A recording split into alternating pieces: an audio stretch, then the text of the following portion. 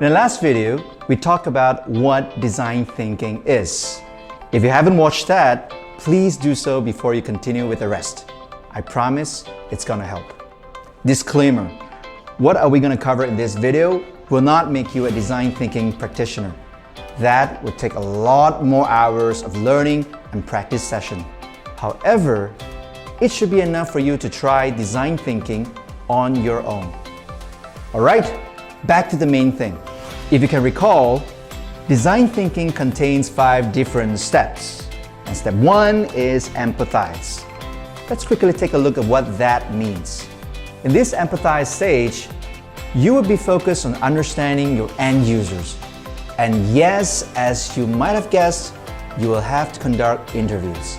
A lot and lots of interviews. In fact, the more the better. And try to understand your users as much as you can.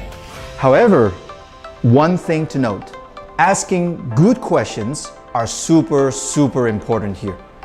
The last thing you want is spending an hour with your user and get no particular insights in return. One tip I can give you is you can use what I call a whack-a-mole strategy. Start your session by asking broad questions. But as soon as you sense a chance to dig deeper, immediately snatch the opportunity and whack all the way until you hit gold. One last tip I can give you is to look for emotional cues.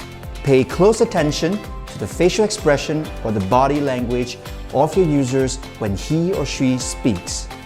Sometimes there's more truth in that than the spoken words themselves. That pretty much sums up step 1 of design thinking.